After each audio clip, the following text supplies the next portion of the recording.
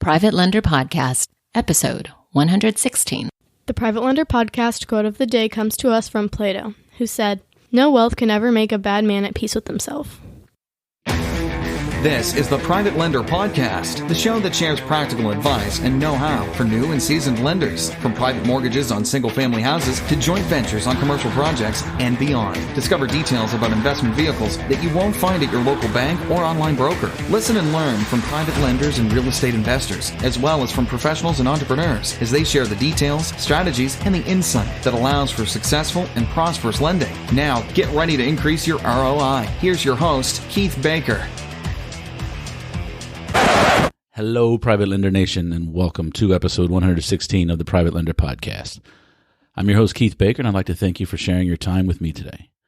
If you're looking for practical tips and advice on private lending, how-tos, ins and outs, then you're in the right place. And if you want to put the power of a bank in your retirement account, you should probably pull up a chair. But if you want to learn from my mistakes so that you can avoid them, well, then pour yourself a drink, my friend, because this podcast is just for you. This episode is going live on December 21st, 2020, the longest day of the strangest year I've ever seen in my few orbits around the sun. And I think that, I don't know why I'm bringing that up, but it's the solstice, and maybe it's a bit of hope.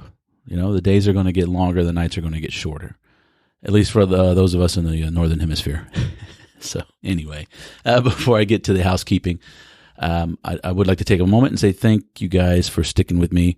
116 episodes. It has not been easy as of late, but I just want to say a big thank you, and I look forward to 2021 as we boldly go forward into 2021. I think it's going to be quite interesting, to say the least. So, the housekeeping now. Go to the Private Lender Podcast Facebook group. Only for private lenders. It's not for people looking for private money. So this is just for those who have questions about being a private lender. So just go over to Facebook, type in Private Lender Podcast Group, and answer a few questions and join us. And did you know that there is an easy button to start your private lending journey? If you're a bit unsure of making your first private loan, you can partner with my friends over at Inc. Lending and fund their loans on properties right here in the Houston area, in one of the most lender-friendly states in this great country of ours. That's right. Paul Lamnatos and his team will vet the deals, underwrite the loan, and put your money to work for you. It's about as passive as you can get. So if you'd like to learn more, go to privatelenderpodcast.com/Inc. I-N-K. Click on the link, enter some info, and Paul will reach out to confirm a time when he can speak to you about Inc.'s lending criteria, their loan process, and how you can begin profiting from loans on properties located in the greater Houston area. Okay, so it's time to get down to the brass tacks of today's episode and the heart of it, which is another lesson that's taken from the book, The Richest Man in Babylon. Why am I doing this? Why am I focusing on it so much lately? Because it's pretty easy content, because it's very dear to my heart. So there is no secret to building wealth, and not just financial wealth, but I also consider health as part of wealth. I know some very healthy people, very strong folks that are going to be on this planet for a long time. So wealth is kind of like success. You have to define it, but you have to define it yourself, I should say. But there is a price that I believe there's a price for that wealth, and there's a price that very few of us are actually willing to pay, and that price includes hard work, having unwavering determination, being comfortable with no guarantees, and looking at something with nothing but uncertainty. I've seen it in my family, I've seen it in my friends, and sadly, I've seen it myself. I mean, remember, I was my truck got repoed when my wife was 3 months pregnant with her first child. So I speak from experience, not from a podium of authority or superiority by any means.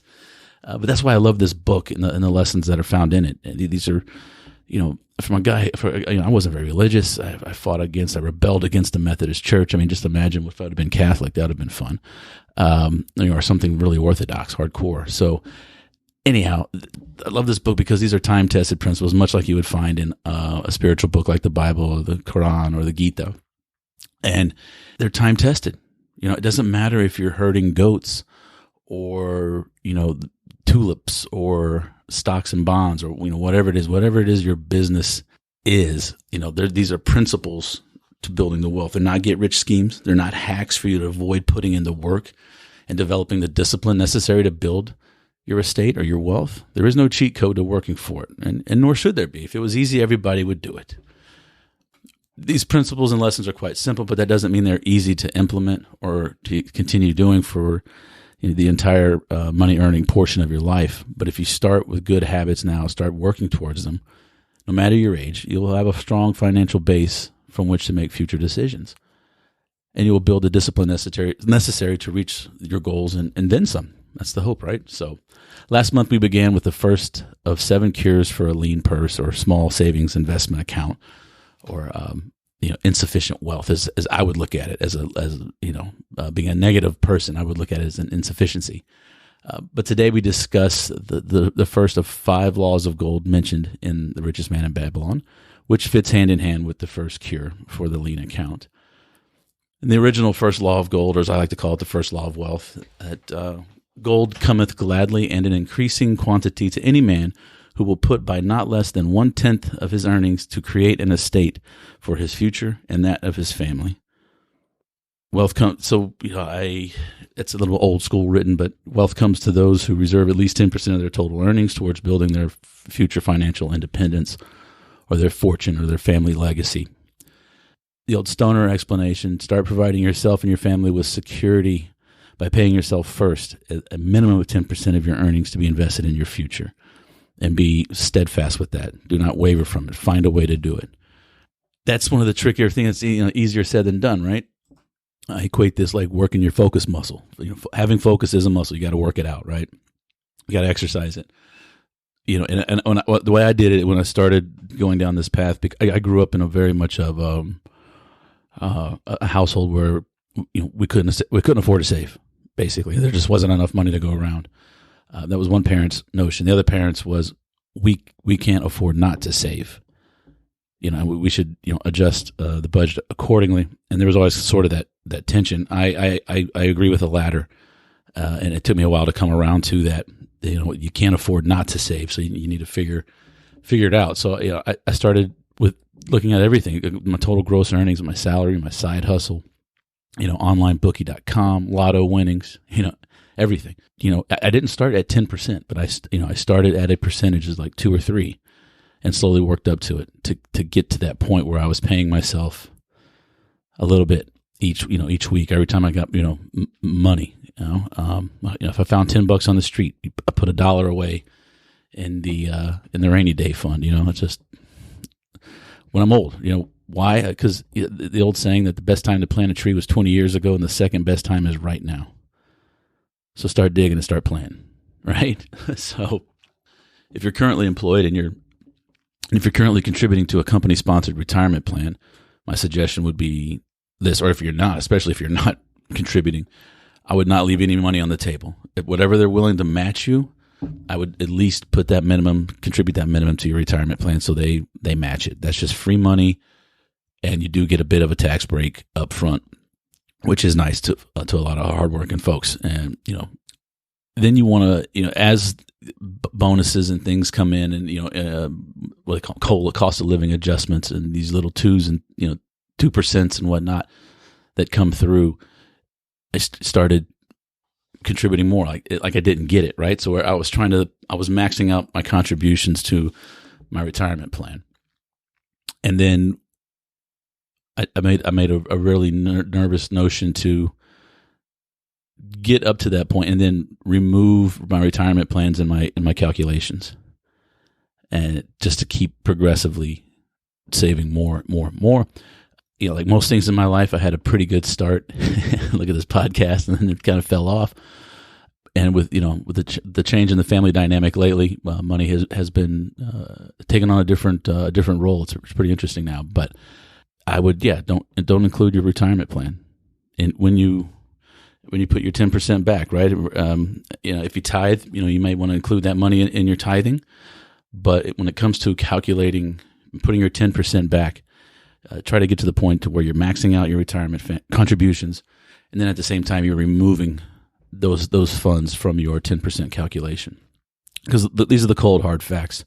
they're going to be looking at us, all of us, one day. And that is, nobody's going to lend us money when we're desperate, and nor should they, right? So it's up to us to prepare. And the best way to, if you can't do 10% now, just start. I know this is kind of Dave Ramsey, but man, it really helped. It really helped me after I did my first major mastermind and they gave this book out. And I try to read it at least once a year, and I got my kids' versions and all that stuff. So get to 10%, right? Even if it's, you can only save 1%. Get in the habit of saving, paying yourself for it first. You can't afford not to save. So anyway, now I'm getting off my soapbox because, the simple fact of it is, if you want to be a private lender, you need money. And most of my private lending money came from my old 401ks. So the more you can contribute, the faster you can get there, the more you're going to be able to lend out to other folks. So anyhow, now I'm just rambling. So I'm going to wrap this up and just remind everyone that I don't charge money for the show, but there is a cost. And I would be extremely grateful if you would help drive awareness to the Private Lender Podcast, to get the word out by leaving me an honest rating and review over at iTunes, whatever platform you are using to hear my voice. It doesn't take that long, and it's a small price to pay for the value that I try to provide. Wink, wink. But especially if you're looking to create your own stable of private lenders, or know people have money and may be interested in this but don't realize the power of it, or they're unsure and they have questions, please send them a text, an email, a DM, and introduce them to the podcast. Be resourceful to them. And it's easy. You just mention it, right? Word of mouth advertising. Thank you, Lily from AT&T. I digress. So that's going to do it for episode 116. And just a few final things. Please remember, Private Lender Podcast has the Facebook group. Remember, there's the easy button to lending with the privatelenderpodcast.com/Inc. INK. So as I sign off, I'd like to say, besides self-awareness and a Merry Christmas, I wish you safe and prospered private lending. I'll catch you on the next episode.